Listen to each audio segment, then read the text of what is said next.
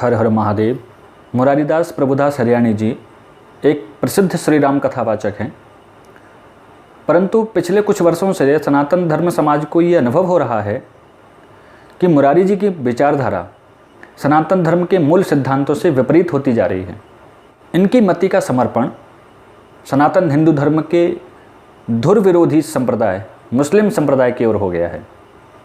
परंतु मुरारी जी के प्रति अपना सर्वस्व समर्पण कर चुके कुछ हिंदुओं का यह मानना है कि ये एक साधारण सी बात है। मुरारी जी की श्री राम कथा के एक वीडियो में देखा गया कि मुरारी जी पर विधर्मियों का इतना प्रभाव हो गया है कि वो सनातन धर्म के परम पवित्र शुद्ध सात्विक श्री राम कथा अनुष्ठान में विधर्मियों का नाम ले लेकर अपनी छाती पीट रहे हैं और मुरारी जी के प्रभाव में आ चुके उनके सामने बैठे हजारों हिंदू मुरारी जी की इस हरकत को सहजता से स्वीकार कर रहे हैं। या हुसैन, या हुसैन, या हुसैन, या हुसैन, या हुसैन, या हुसैन, या हुसैन, या हुसैन, या हुसैन। क्या सनातन धर्म के पंडालों का यही स्वरूप है, यही कार्य है? क्या मुरारी जी की यही श्री राम कथा है, यही राम नाम का संकीर्तन कराते हैं? श्री राम कथा के नाम पर हजारों हिंदू भाई बहनों को इकट्ठा करके श्री राम कथा या श्री राम नाम संकीर्तन करवाने की जगह पर हिंदुओं को इस्लाम और उनके अनुयायियों की कथा सुनाते हैं। मुरारी जी को सनातन धर्म के देवी देवताओं, महापुरुषों या तीर्थ स्थलों की जगह पर अब केवल हुसैन और काबा ही याद आता है। काबे से मुक्कदे से और बस में जाम से तुम्हें आवाज दे रहा हूँ हर मकान।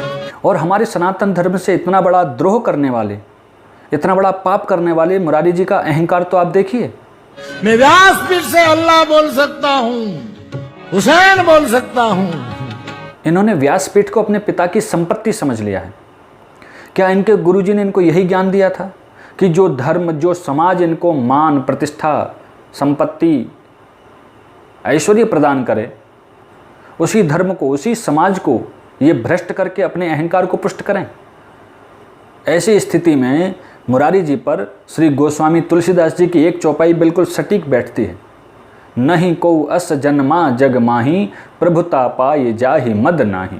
गोस्वामी जी कहते हैं, इस संसार में ऐसा कोई नहीं जन्मा जिसको प्रभुता, ऐश्वर्य, पद, मान, संपत्ति आदि का बल प्राप्त होकर के मद न हो, अहंकार न हो जाए। और आज मुरारी जी ने अपने पद, प्रतिष्ठा और ऐश्वर्य के मद में अंधे होकर व्यासपीठ से ही सनातन धर्म के विरोध में भी कुछ भी बोलने के अपने अधिकार की घोषणा कर डाली। और इनकी बातों की गंभीरता पर, इनके इस शास्त्र द्रोह पर, इनके इस धर्म द्रोह पर किसी की दृष्टि न जाए, किसी का ध्यान न जाए, इसके लिए ये बीच बीच में श्रोताओं को मस्जिद में कीर्तन कराने जैसा एक प्यारा सा शाब्दिक लॉलीपॉप पकड़ा देते हैं। मेरे भाइयों को कहता हूँ कि कभी मस्जिद में भी रघुपति राघव राधा राम गवाओ।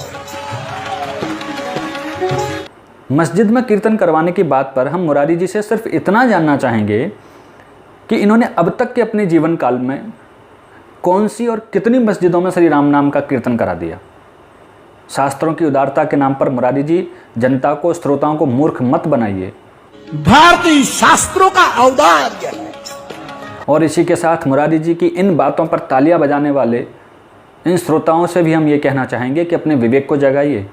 मुरारी जी ने ये बात सिर्फ आपको मूर्ख बनाने के लिए बोली है और आप मूर्ख बन गए। पहचानिए ऐसे धूर्त कथावाचकों को और पूर्ण बहिष्कार करिए इनका।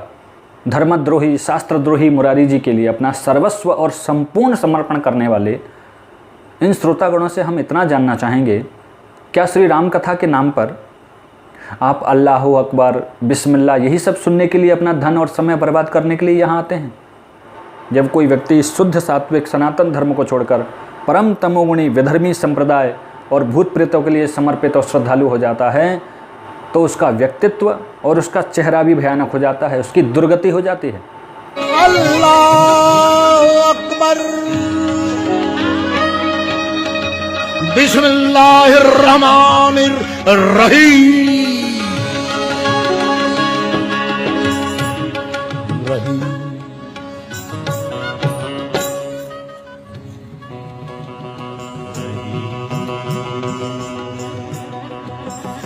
इसीलिए गीता में भगवान ने कहा है, स्वधर्मे निधनम श्रेयः परधर्मो भयावह।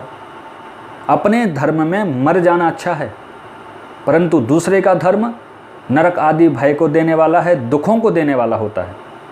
और मुरारी जी की बेशर्मी, शास्त्रद्रोह, धर्मद्रोह तो देखिए, हजारों हिंदुओं को सनातन धर्म का, हमारी देवी देवताओं की पूजा का, उपासना का आदेश या उपदेश नहीं दे रहे हैं।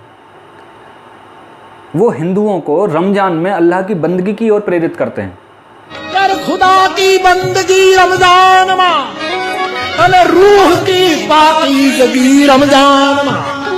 क्या हमारे सनातन धर्म में देवी देवताओं की, उपासना पद्धतियों की या आत्मा की शुद्धि की प्रक्रियाओं की, अनुष्ठानों की कुछ कमी है, जो मुरारी जी अपनी कुमति से उत्पन्न विचारों को हिंदुओं के ऊपर थोप रहे हैं, हिंदुओं को अधर्म और पाप के मार्ग की ओर प्रेरित कर रहे हैं? और कितनी चतुराई से एकता की बात कह करके अपने कुविचारों को ढक देते हैं मुरारी जी। आओ एक बनकर सुंदर पृथ्वी को और सुंदर बनाए, मजहबों की दीवारों तोड़ो, हिम्मत हो तुम मैदान में आओ। यदि मुरारी जी को मजहबी एकता की इतनी ही ज़्यादा चिंता है, तो उस समय मुरारी जी कहाँ थे जब कश्मीर में हिंदुओं को मारा काटा जा रहा था, खुलेआम हिंदू बहनों की इज्जत लूटी जा रही थी? तब मुरारी जी का मजहबी एकता का ये जज्बा कहाँ था? तब उस खूबसूरत कश्मीर को और अधिक खूबसूरत बनाने के लिए वहाँ क्यों नहीं गए? तब इन्होंने मजहबी एकता की बात क्यों नहीं की? मुरारी जी, हिम्मत है तो कश्मीर में, जम्मू में नहीं, कश्मीर में श्री राम कथा करके आप दिखाइए। हम उसी कश्मीर की बात कर रहे हैं जिस कश्मीर में हिंदुओं को वर्ष में एक बार श्री अमरनाथ जी की यात्रा को निर्विघ्न पूरा करने के लिए हजारों सैनिक लगाने पड़ते हैं, जिस कश्मीर में अल्लाहू अकबर कह करके सैनिकों पर पत्थर फेंका जाता है, सैनिकों को मारा जाता है, सैनिकों को अपमानित किया जाता है। मुरारी जी, कृपया अपने सूफीवाद की आड़ लेकर के हिंदुओं को सनातन धर्म से विमुख मत करिए, उनको सेक्युलर मत बनाइए। आप वयोवृद्ध हैं, इसलिए आपसे एक निवेदन है, सनातन धर्म से, शास्त्रों से द्रोह करने के अपने इस पाप का, अपराध का प्रायश्चित्त करिए, अपनी मति को उचित दिशा में गति दीजिए, अन्यथा आपकी तो दुर्गति होगी ही होगी, आपके श्रोताओं को भी कोई दुर्गति से नहीं बचा पाएगा। हर हर महादेव।